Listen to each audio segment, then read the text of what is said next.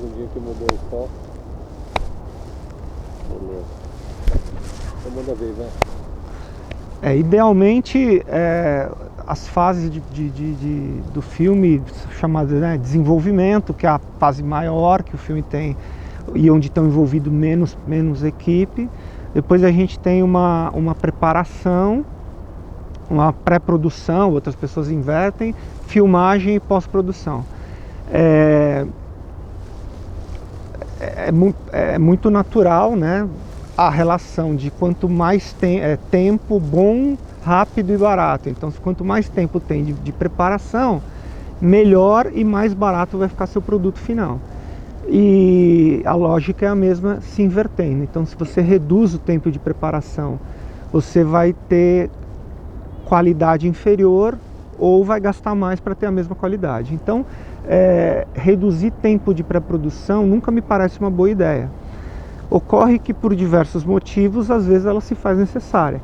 Então a gente fez uma redução de uma semana para cumprir alguns objetivos de orçamento que naquela ocasião acreditamos que fosse possível dado o status do filme. Idealmente teríamos mais, mas foi a decisão tomada. Isso nos atingiu de fato durante a produção, porque a gente tem que acabar tomando decisões de última hora e sempre o medo de comprometer a qualidade. A fase de filmagem se torna mais estressante, com mais volume de trabalho e possibilidade de erros, né? Isso é natural. Mas eu acredito que a gente conseguiu fazer um bom balance nesse filme, mesmo reduzindo uma semana e correndo atrás do prejuízo, muitas vezes, de mudanças de última hora, indisponibilidade de elenco, tentando fazer mexer em todas as variáveis possíveis para manter a melhor qualidade. Eu tenho certeza que a gente fez o máximo. Eu vou repetir aquelas perguntas que eu fiz para você lá nas manifestações, para a gente ter aqui também imagem boa e tal. Em relação à questão ideológica, né? Lembra que eu sempre pergunto, de ter nessa equipe gente de vários espectros partidários e, ao mesmo tempo, fazendo um filme que tem uma identificação muito grande com o PSDB. O que você acha disso? Eu acho que, independente de qualquer posição política de qualquer pessoa, o filme não tem nada a ver com isso. Pelo seguinte, a história que a gente está contando, o setting da história, desde o início, acontece, a história que a gente acontece é quando o PSDB atua no governo e de fato, historicamente, faz isso. Então, de qualquer sigla partidária que você possa seguir, você não pode negar esse fato, é esse filme que você está fazendo. Então, não é um filme político, é um filme onde o setting da história é aquele. A gente nunca sabe exatamente como isso vai soar, até ver uma montagem inteira, mas existem os antagonistas nessa história, naturalmente, que sabemos todos que foram, de fato, antagonistas na história real. Então, fatos históricos não se negam, independente da questão partidária. O filme foi composto por todas as siglas. Brincadeira, mas de posições às vezes extremamente opostas. Mas é um trabalho, em primeiro lugar, e é um trabalho artístico, em segundo lugar. Então, aquelas pessoas que tiveram a sensibilidade de entender no roteiro, na história, que aquilo não era um filme de enalteceria partido A ou B, e sim ia ser contado um fato real, e principalmente a história de uma pessoa, antes de tudo, não se incomodavam com o partido que estava no poder na época onde essa história aconteceu. E é interessante porque eu não me lembro de ter visto nenhuma altercação, discussão, briga por causa de partido político no set durante esse processo todo. Claro, tem uma coisinha ou outra de uma pessoa ou outra, mas de forma geral foi bem tranquilo, né?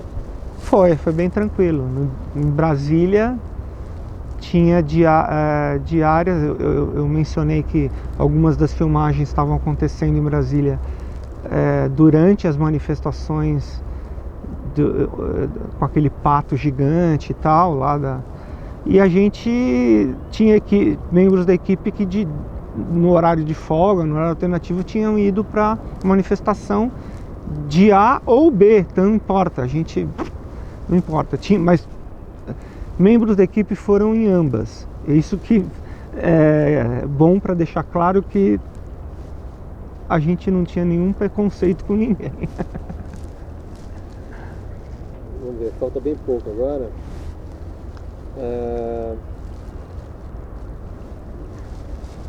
Isso já foi quase tudo aqui, né?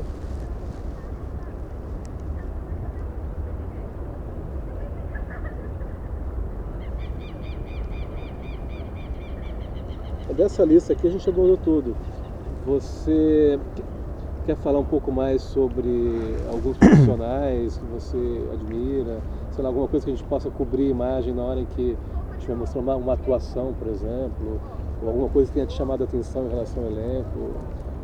Enfim, daria um molho interessante também, né? Por exemplo, uma coisa que os atores fizeram foi não imitar, né? Em vez de imitar, os caras fizeram outra coisa, né? Eu acho interessante isso. Você quer comentar um pouco sobre isso? Puta, você fala muito pouco sobre isso, Zé. A Tá. questão artística, de direção de ator, Não, tranquilo. Da minha parte, eu acho que tem bastante coisa, né?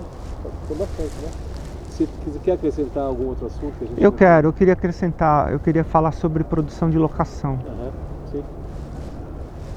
Tá rodando já? Nada a ver. Tá, então,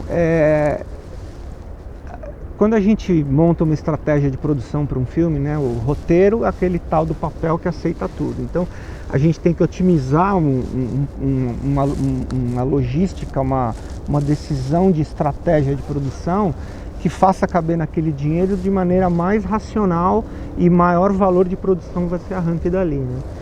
E então, no meu entendimento, você precisa fazer um filme que se passa todo em Brasília, você não necessariamente precisa filmar ele todo em Brasília, porque por várias questões, você deslocar uma equipe para lá. Ele está passando já? Ele está indo embora, atenção.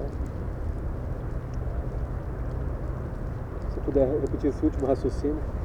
Então, assim, estamos fazendo um filme no Nordeste, que se passa em Nordeste, a exemplo de um outro filme que eu fiz. Repete essa frase que eu falei em cima.